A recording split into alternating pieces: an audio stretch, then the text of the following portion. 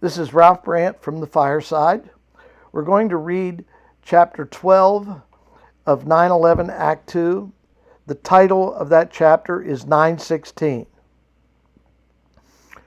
On 9/16, the president was asked for a decision on opening the airports. He nodded. Sure, let's do it. The FAA director asked, would you fly? Well, that's not the question. Mr. President, that is the question. Would you fly? Would you take the First Lady and your children? I don't think that's relevant. Mr. President, if you will not fly, how can you expect the citizens to fly? An hour later, it was advised that he would be flying to Buffalo the following day to pay respects to the town that had the highest death toll. The nurse tending the terrorist who had been shot by Franzi noticed his temperature was slightly up shortly after coming on shift. An hour later, it was 102.1. She checked. Sometimes the electronics went wild. She went in and checked. He was burning up. She looked at his leg. It was red and inflamed. She called for a resident and they checked. He had an infection. The leg had red streaks. 2 hours later, he was sicker and the leg looked worse. He was back for more surgery. When he came out, both legs were missing at the hip. On 9/16, the president held a press conference at Buffalo, only the second one since the one on the road on 9/12. It was like he wanted to be invisible. Up till now, he had been able to say the worst terrorist attack on American soil was done on his predecessor's watch. It was all Bush's fault. Now that argument was no longer true. He got off Marine One and went into the White House with no more than a wave. His wife and children did not accompany him to Buffalo. A week had passed since the attacks and no more arrests were made. The guys from Cincinnati had moved 5 of the missiles to Erie, Dayton, Wheeling, Altoona, and Cleveland. The Baltimore team was tapped to take missiles south to Roanoke, Winston-Salem, North Carolina, Biloxi, Nashville, and Tampa. On 9/19, the jets started flying. The first ones took off just after midnight. These were flights with only flight crews and a few positioning flight attendants. All landed safely. The day progressed with no incidents, but many of the flights were less than 2/3 full. Some were not even half full. Passengers complained when flights were canceled because when the airlines canceled a flight, that crammed passengers onto the remaining flights. Some vocal air traveler sites complained that the airlines were making fatter targets for the terrorists. One missile could result in more deaths. EMT teams serving the airports noticed a trend first. Although there was a noticeable drop in the number of passengers, obvious to baggage people, restaurants, and gift shops, as well as the airlines, there was a slight increase in the number of panic attacks and cardiac calls they were answering. Flying stress had been ratcheted up more than a few notches. Many were complaining that Bush took decisive action against the terrorists. They were asking, no, demanding that the president do the same. He looked at the chairman of the Joint Chiefs. What action do you recommend? Sir, Bush attacked the country of origin. You have considered his action a mistake and openly criticized it. As a military officer, I can only say this. When there is an enemy at the gates, you keep him out. When the enemy has breached your borders and is within your land, you either drive him out or you kill him. I am tired of trying to appease you. The liberal immigration policies have allowed the enemy in. You have tied the hands of law enforcement, the military, and immigration with regard to illegals. I am not sure that we are not past the point of being able to fix the problem, but I know this. If we do nothing, we will lose. I am recommending that we round up, detain temporarily, and then deport every Muslim who is not a citizen in this country or actively working to be one. Those who have become citizens in the last 5 years, we investigate. If they have lied on their papers, we incarcerate. This is now a cancer. It must be cut out before it kills the organism. You can't mean that. I do. I can see no option but to fire you. Have it your way. He got up and left. On 9/25, flights were still not full, but they had picked up a few percent. The firing of the Joint Chiefs of Staff was announced and a replacement appointed. He entered the President's office for the first time. The President looked at the Air Force General in his dress uniform. Surely this officer would be more sensible than the Marine he had just fired. Marines were just plain hard-headed dopes. He motioned to the man to sit. I have great hopes that you will be giving me advice I can use. Do you see a military role at this time? I have looked at the situation. I think my predecessor was wrong. I have a document that he sent me with what he was advising. I have studied it carefully. He pulled out the paper and read. Bush attacked the country of origin. You have considered this action a mistake and openly criticized it. As a military officer, I can only say this. When there is an enemy at the gates, you keep him out. When the enemy has breached your borders and is within your land, you either drive him out or you kill him. I am tired of trying to appease you. The liberal immigration policies have allowed the enemy in. You have tied the hands of law enforcement, the military, and immigration. I am not sure we are not past the point of being able to fix the problem, but I know this. If we do nothing, we lose.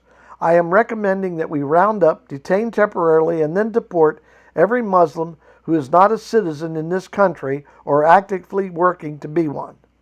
Those who have become citizens in the last 5 years, we investigate. If they have lied on their papers, we incarcerate. This is now a cancer. It must be cut out before it kills the organism. I have heard that before. The officer responded, my predecessor erred in this. I am glad I have someone who has some sense. Sir, allow me to be frank. This is a first good step. He did not see the 3 more items that need to be done. First, any buildings that have been used for terror training must be leveled as a message to those who would continue these attacks. This would not be limited to, but would include any mosques that were used for preaching hatred. I think the AG should start treating hate actions against Christians and other non-Muslims as hate crimes, but that is beyond the scope of the military. Secondly, there are stocks of U.S.-made munitions that have fallen to regimes that support terror. What we have seen here is the result of just a few of those weapons. I am recommending immediate bombing raids to destroy them, either manned or drones. My staff identified 30 sites, and they have mission plans for half of them. I have them working on more missions. We could start the bombing in 12 hours from the time you authorize. My predecessor saw this need and started planning to carry it out. I have continued it. Finally, there are places that have been used to recruit, train, and support terrorists in other lands. I am recommending they be flattened. We have from intelligence the locations of such. He handed the President a list of places. The President looked at him. You are crazier than the guy you replaced. You are a complete nutcase. I will not bomb mosques. They are sacred to me. Sir, you have asked for my military opinion. You have it. We are in a war. I don't think you can see that because you are not willing to fight that war. You have emotional connections to Muslims that blind your judgment.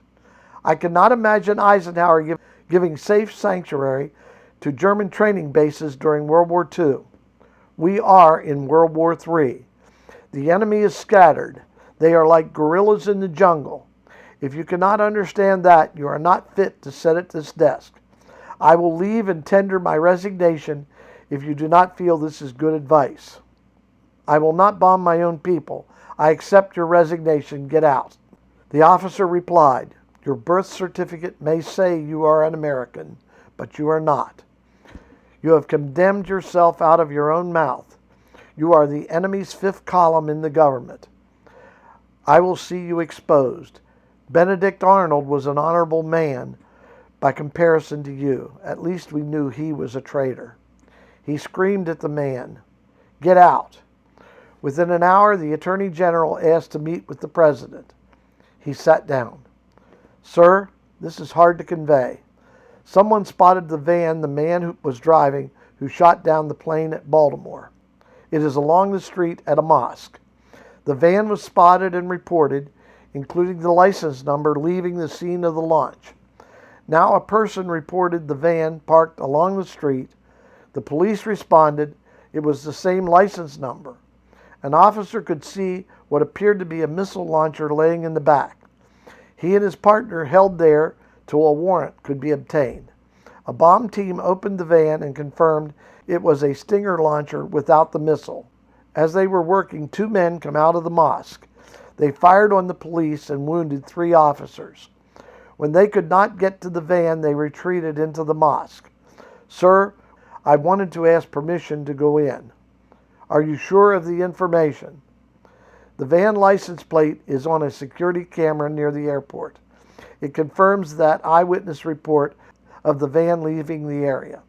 We had a valid search. We have the equipment. We now need to arrest the subject and the people who fired on the police. I cannot sanction a raid on a holy place. If you do not, I will tender my resignation. Okay, send in the police. Let them desecrate the holy place. But no shooting, none. I cannot order men and women into a hostile setting without order. I will tender my resignation. It is effective now. I will report to the American people that I am resigning because you will not allow me to enforce the law and protect the American people. Okay, have the FBI go down, talk to them, ask them to come out. If these were members of a radical right-wing group with the same situation, would you say that? The President responded, their so-called houses of worship are not holy, dedicated to Allah. Nor is this so-called holy place dedicated to God. He purposely changed the name. It is dedicated to carrying out the evil works of that hateful pedophile Muhammad and his followers. Neither God nor Allah, who are the same, would sanction this. I am withdrawing my resignation. You get out. You are fired. How can you call the one true prophet a pedophile? I will notify my assistant of your wishes. The man turned and left. By evening, the social media had the content of his conversation with the president. Many expressed disbelief. Some remembered slips like saying he was glad to be back in his land and referring to Islam as his faith. The FBI and local police requested the men in the mosque come out. None did. It was a stalemate. People along the street started learning about the van, the launcher, the man in the mosque. The FBI had set up a perimeter. Nobody could come in or leave. Just after midnight, the FBI noticed the roof on the building was on fire. They called to the men inside that they would be bringing fire trucks to extinguish it. The response was no. They apparently believed the FBI was up to something. They did not know the roof was burning, could not see it, and did not believe the FBI. The answer was followed by a volley of gunfire from automatic weapons. 3 police officers were wounded. The firemen and equipment were not sent in. About 20 minutes later, a portion of the roof collapsed into the building, carrying the flaming tar with it. Within a few minutes, the occupants started to come out with white flags. Many of them had serious burns. The fire companies came in and were able to extinguish the flames, but not before about 100 rounds of ammunition baked off in the heat.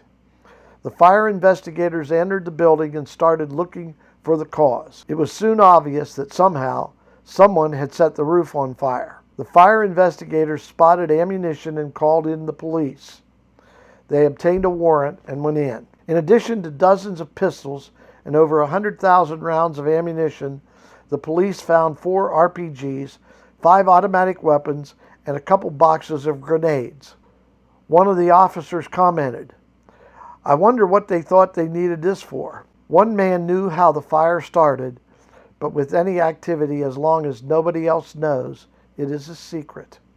It was the quiet, electrically powered model with a lifting limit of 18 ounces. He had rigged a solenoid to release an object if the button that normally fired the high-quality still camera was pressed. He removed the camera and replaced it with an object, an incendiary device. When it hit, it spilled nearly 2 cups of gasoline, then fired an igniter. The burning gasoline ignited the tar on the roof. He was well away from the site when the fire was noticed. As he watched the news the following morning, he looked at the picture of 3 people, him, his wife, and oldest daughter when she was 1. They were gone along with the others in the crash at the airport. His son and the younger daughter came in as he watched. His son started, "I heard the men who shot down Mom and Sis were in that building." "I believe they were." His daughter responded, "Dad, the president wouldn't let anyone take them. What is wrong with him? He has another agenda, not the good of the American people. Actually, by supporting this, he is not looking out for the good of anyone except those who spread death." His son responded, "I saw one of the Muslims here yesterday was calling for all Muslims to end the use of violence for any purpose, including furthering the faith. He mentioned the headings to force confessions of faith, all terrorism, honor killings, and the attacks on Israel. He said they must never try to enforce Sharia law where it is illegal and was questioning if it was moral under any situation. He said that Muslims need to live in peace with their neighbors. He said many of the practices Muhammad proposed are not of God. He cited one of their prophets who said, 'Love the Lord your God and your neighbor as yourself.' Dad, that sounded familiar. Our preacher has said that." Son, Jesus is one of the minor prophets of Islam. He said that. He placed love above everything. They say this is all because of the Muslims that Christians killed during the Crusades. Yes, they say that. They may believe that, but they have killed more over the years. If settling the score is what they want, it has long been settled. It is time for both sides to bury the hatchet. Son, revenge is an awful thing. It is hard to live with. He knew firsthand. "You know he is dead." "Muhammad?" "No, the Muslim man who said that. He was gunned down last night on his doorstep." "Shit, I was hoping someone would listen to him." "Do you remember the story about Samson?" "Sure. What does that have to do with it?" "He died when he pulled the Philistine temple down on himself and the lords and ladies of the Philistines. The Bible said that the ones that he slew in his death were more than they that he slew in his life." An hour later, the man was kneeling at his bed praying, "God, I have sinned. Please forgive me." Thus ends this chapter of 9/11, Act 2. This is Ralph Brandt from The Fireside.